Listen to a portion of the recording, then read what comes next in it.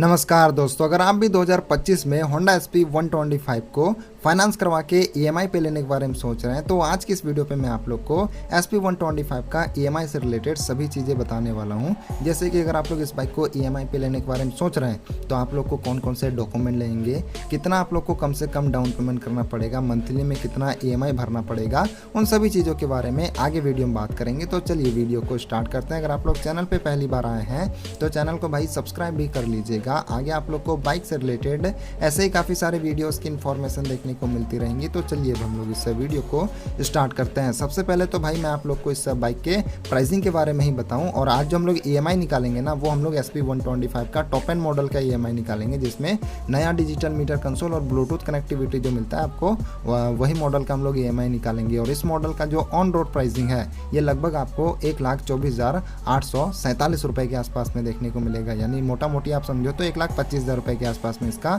On road pricing देखने को मिलेगा। ये मैं आप लोग को एसेसरीज के साथ बता रहा हूँ। अगर आप लोग एसेसरीज नहीं लोगे फिर आप लोग को मतलब कि 2-2,500 रुपये जो है कम हो जाएगा, लेकिन यहाँ पे मैं आपको एसेसरीज के साथ बता रहा हूँ 1,24,847 रुपये। अब यहीं पे भाई मैं आप लोग को सबसे पहले डॉक्यूमेंट के बारे में भी बता देता हूँ कि इस बाइक को ईएमआई पे लेने के लिए आप लोग को कौन कौन से डॉक्यूमेंट चाहिए होंगे। तो डॉक्यूमेंट में भाई यहाँ पे ज़्यादा कुछ नहीं लगेगा। सबसे पहली बात तो यहाँ पे आपको 2 ID प्रूफ देना पड़ जाएगा, जिसमें आप लोग अपना एक आधार कार्ड, सेकंड आप लोग अपना पैन कार्ड दे सकते हैं, पैन कार्ड नहीं है तो आप लोग अपना वोटर ID कार्ड भी दे सकते हैं। इसके अलावा भाई आप लोग को अकाउंट देना पड़ेगा, जिसे हम लोग खाता भी कहते हैं। साथ ही साथ आपको एटीएम कार्ड भी देना पड़ जाएगा। एटीएम कार्ड इसलिए देना ज़रूरी है भाई क्योंकि एटीएम कार्ड दोगे तो इससे क्या होगा ना कि आपके अकाउंट से ऑटोमेटिकली पैसा कट जाएगा हर मंथ ईएमआई का, तो इससे मतलब कि झंझट नहीं होता है। तो आप लोग को ईएमआई मतलब कि यहाँ पे एटीएम कार्ड भी देना पड़ जाएगा। एटीएम कार्ड देना काफ़ी नेसेसरीज है। इसके अलावा भाई आप लोग को 2 यहाँ पे पासपोर्ट साइज़ के फ़ोटो लग जाएंगे, और हो सकता है भाई कि आप लोग को बिजली का बिल भी देना पड़ जाए, क्योंकि कुछ फाइनेंस कंपनी जो है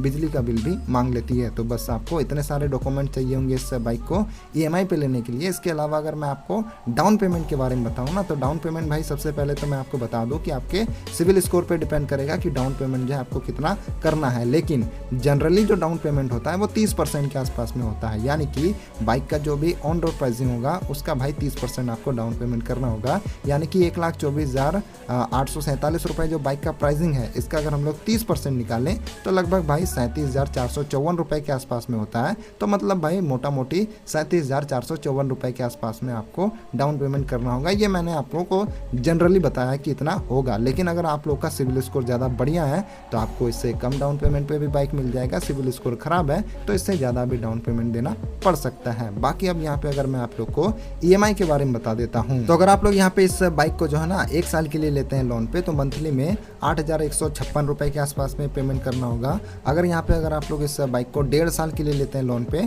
फिर मंथली में आप लोग को 5,729 रुपये के आसपास में पेमेंट करना होगा। और अगर आप लोग इस बाइक को 2 साल के लिए लेते हैं लोन पे, फिर आप लोग को मंथली में 4,515 रुपये के आसपास में पेमेंट करना होगा। वहीं बात करी जाए 2.5 साल के बारे में, तो मंथली में आप लोग को 3,787 रुपये के आसपास में पेमेंट करना होगा। वहीं बात करी जाए 3 साल के बारे में, तो मंथली में आप लोग को 3,301 रुपये के आसपास में यहाँ पे मंथली में भरना पड़ेगा। तो ये तो मैंने आपको 1 साल से लेकर 3 साल तक के मंथली ईएमआई के बारे में बताया है। बाकी कुछ लोग जो है ज़्यादा रुपए भी डाउन पेमेंट करना चाहते हैं, तो मैं उनके लिए जो है मंथली ईएमआई बता देता हूँ।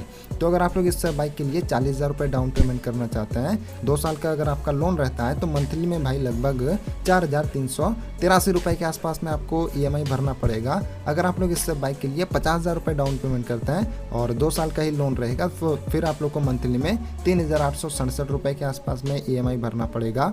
और अगर आप लोग 60,000 रुपये डाउन पेमेंट करते हैं, फिर आप लोग को मंथली में 3,350 रुपये के आसपास में ईएमआई भरना पड़ेगा। सेम वही 2 साल का आपका जो है लोन रहेगा। इसके अलावा भाई अगर बात करी जाए रेट ऑफ इंटरेस्ट के बारे में, यानी कि जो फाइनेंस कंपनी आपकी बाइक को फाइनेंस करेगी वो अपना कितना इंटरेस्ट चार्ज करेगी, तो इंटरेस्ट जो होता है ना भाई, ये जनरली आपको 10 से 12% के आसपास में देखने को मिलेगा। और मैंने जो आपको लोन कैलकुलेशन करके बताया, जो ईएमआई बताया है, ये मैंने आपको 12% के हिसाब से बताया है। और ये जो 12% का इंटरेस्ट होता है, ये ये पूरे साल भर का 12% इंटरेस्ट होता है। तो जी हाँ भाई, होंडा SP 125 का 2025 मॉडल का फाइनेंस EMI से रिलेटेड जो भी जुड़ी जानकारी था उसके बारे में मैंने आपको डिटेल से बता दिया है। बाकी अगर आप लोगों में से किसी का भी कोई भी डाउट रह गया हो तो नीचे कमेंट बॉक्स पे लिख सकते हैं। बाकी इस वीडियो को भी अब हम लोग फिलहाल एंड करते हैं। सो वीडियो अगर आपको पसंद आया है तो वीडियो को लाइक कर दीजिएगा। चैनल पे अगर आप लोग पहली बार आए हैं तो चैनल को सब्सक्राइब भी कर दीजिएगा।